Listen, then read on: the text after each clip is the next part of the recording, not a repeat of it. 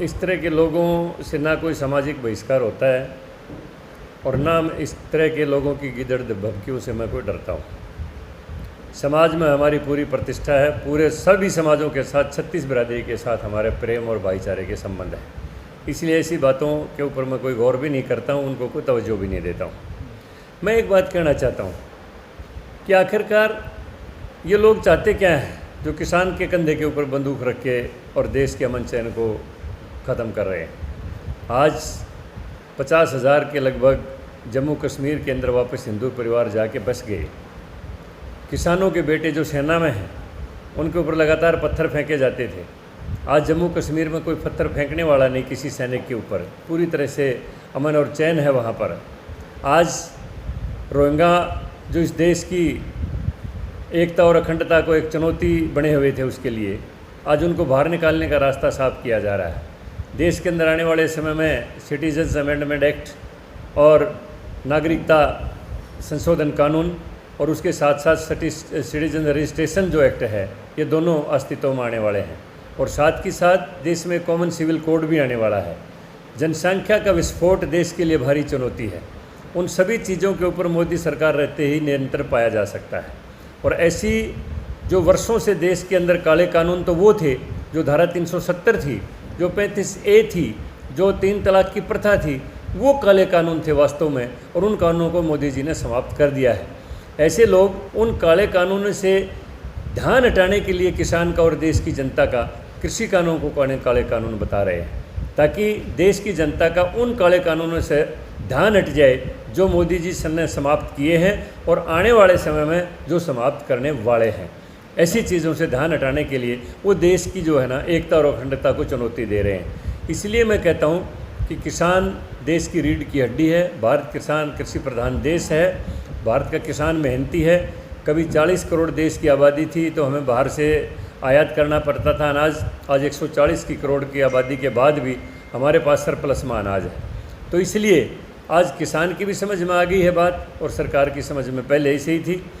अब जो लोग ये कह रहे थे कि MSP को कानून बना दो, एक गारंटी दे दो MSP की, अब उनको ये समझना चाहिए कि जो कानून बनता है वो सबके लिए बराबर बनता है। अगर MSP के ऊपर सरकार बाध्य होगी खरीदने के लिए, तो किसान भी MSP के ऊपर बेचने के लिए बाध्य हो जाएगा। और ऐसे में जिस समय आज सरसों का मूल्य MSP में 5600 रुपये था और बाज़ार में वो 7200 रुपये बिकेगी, फिर किसान उसको नहीं बेच सकेगा। इसलिए ये सारी चीज़ें किसान के हक में की गई हैं कि किसान को इंडिपेंडेंट रखा गया है। किसान कहीं भी अगर किसी कंपनी से भी कोई अनुबंध करता है तो उसमें भी कंपनी को बाध्य किया गया है, किसान को स्वतंत्र छोड़ा गया है। अगर किसी कंपनी के साथ किसी भी फसल का कोई भी मूल्य तय करके किसान कोई कॉन्टैक्ट कर लेता है कॉन्ट्रैक्ट फार्मिंग के तहत, तो अगर बाज़ार में मूल्य ज़्यादा हो जाता है तो किसान स्वतंत्र रहेगा, अपना मूल्य ज़्यादा पर बेच सकता है। लेकिन बाज़ार में मूल्य घट जाता है तो कंपनी बाउंड रहेगी, उसी मूल्य के ऊपर किसान की फसल को खरीदना पड़ेगा। ये सारी बातें किसान की समझ में आ चुकी हैं। एक तरफ ये लोग किसान को भड़का रहे थे, दूसरी तरफ किसानों के खातों में लाखों करोड़ रुपया भारत सरकार ने, मोदी सरकार ने डाला है। तो समझ में आ गई है बात कि कहीं भी सरकार किसान के विरोध में नहीं है। सर आप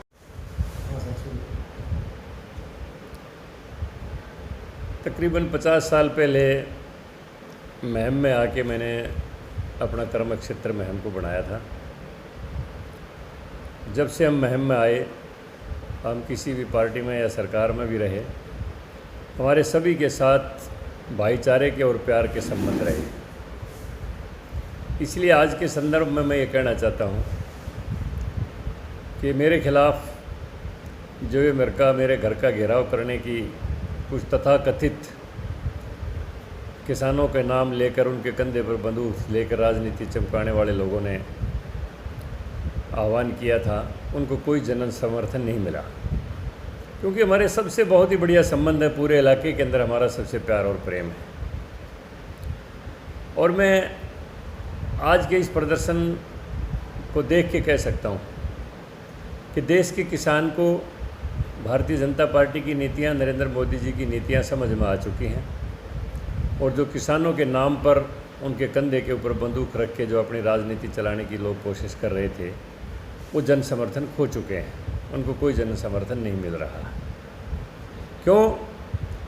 क्योंकि अब की बार बम्पर पैदावार हुई देश के अंदर, किसान ने मेहनत की, कुदरत ने साथ दिया और सरकार ने बम्पर खरीद की और फटाफट किसानों के खातों में पैसे गए।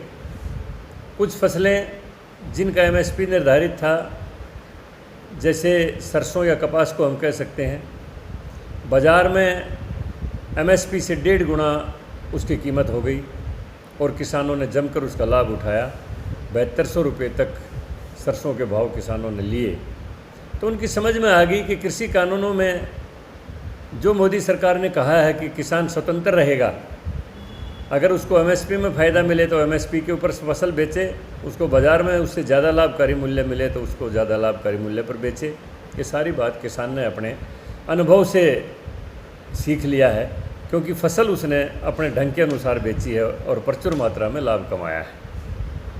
कुछ गलतफहमियाँ जो किसान को गुमराह करने के लिए विपक्षी पार्टियों ने चलाई थी, वो सब अब बेनकाब हो चुके हैं और पूरी तरह से किसान को धीरे धीरे ये समझ में आ गया है कि कहीं भी किसी भी कृषि कानून में किसान के विरोध की कोई बात नहीं है। इसलिए मैं समझता हूँ कि बहुत जल्दी जो किसानों के नाम के ऊपर राजनीति चमका रहे हैं, हमारे हरियाणा का अमन चैन और भाईचारा समाप्त करने की कोशिश कर रहे हैं, वो बेनकाब हो जाएंगे। उनको जनता का समर्थन समाप्त हो जाएगा और ये आंदोलन हरियाणा के अंदर भी नहीं रहेगा और पूरी तरह से किसान देश की मुख्य धारा के साथ जुड़ के देश के विकास में सहयोग देगा, भारत के प्रधानमंत्री नरेंद्र मोदी जी की नीतियों में सहयोग देगा। मैं मानता हूँ मेरा कोई विरोध है ही नहीं। कुछ लोग जानबूझकर भाईचारा समाप्त करने के लिए किसी पार्टी के बैनर के नीचे आके हमारा 24 का भाईचारा ख़त्म करना चाहते थे। उनको कोई जन समर्थन मिला नहीं। मैंने किसी के खिलाफ़ कोई मुकदमा दर्ज करवाया नहीं। अगर एक सांसद का रास्ता रोका है, पुलिस कार्रवाई में बाधा डाली है, तो पुलिस ने अपनी तरफ से मुकदमे दर्ज किए हैं। उनमें मेरा उनसे कोई संबंध नहीं है। उन मुकदमों से वो सरकार जाने और जो लोग उस समय रास्ता रोकने वाले थे वो जाने। ना वो मेरे पास आए, ना मेरे लिए कोई माफ़ी देने वाली इसमें कोई बात है, क्योंकि मैं कोई पार्टी नहीं हूँ।